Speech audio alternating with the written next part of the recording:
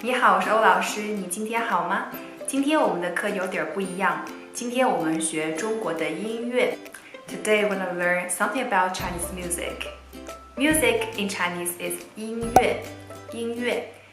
Musical instrument in Chinese is called 乐器，乐器。乐 as you know from 音乐 and then 器 means instrument. Today's class is composed of 3 parts. First, I'm going to give you a very basic introduction of this 乐器. And second, I'm going to give you a very quick demo and you're going to hear the sound of this 乐器. And third, last but not least, I'm going to play one of my favorite Pipa music for you guys. Alright, let's get started.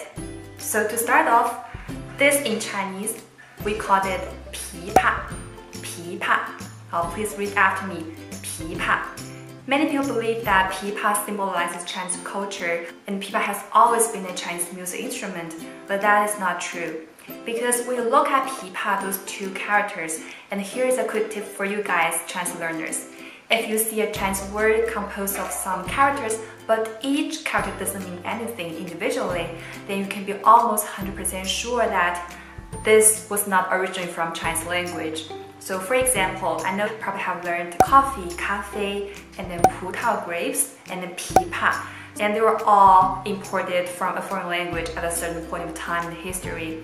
And plus, if you realize that those 2 or 3 characters share the same radicals, such as, 咖啡, 葡萄, and pipa, then you can almost be 100% sure that they were from a foreign language.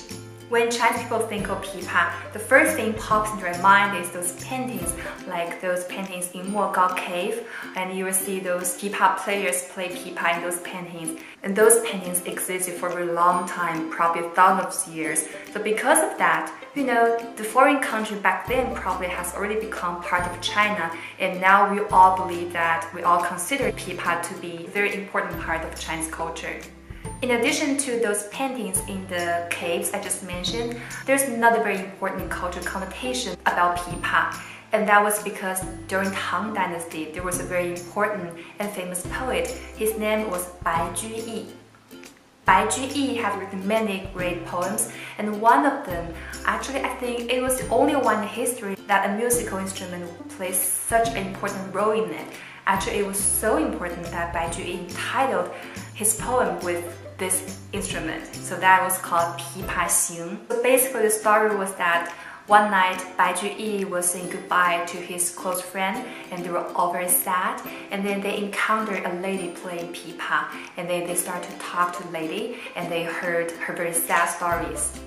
Bai Juyi spent many sentences on describing the beautiful but a little sad sound of pipa, and 2 of them become so popular. I think probably all the Chinese people can recite those 2 lines. One of them goes like this: 大珠小珠落玉盘.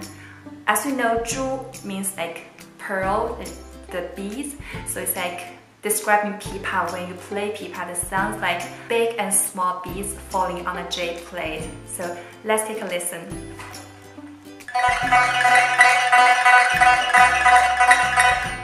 Can you hear that? So this is a very basic way of playing pipa. It's called like 5-fingered. So as you can see, pipa probably is the most special music instrument in China because it embodies so much deep-rooted emotions, culture, and history. So it's much more than a 乐器.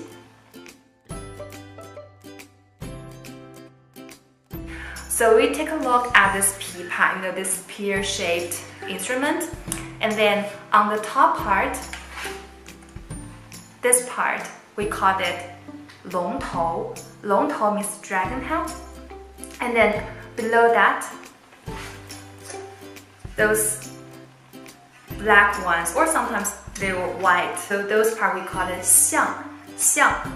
And then below that, those frets, in Chinese we call them 品, 品. And then the amazing part is that this exactly reflected the government structure in ancient China. So this 龙头, symbolizes the emperor, and then 象 symbolizes 宰相 in ancient China. So 宰相 is like prime ministers, 宰相. And then next are like lower level officials. In China, we call them 品, and then there are 24 pin in ancient China, and guess what? Exactly 24 frets here. So I think it's really amazing, and I don't know what is the reason behind this. Anyone can do research to explore the reason behind this. Alright, now let's move on to our next step. So first you can do this, or you can do this, or you can do the 5 finger. So starting from Sol,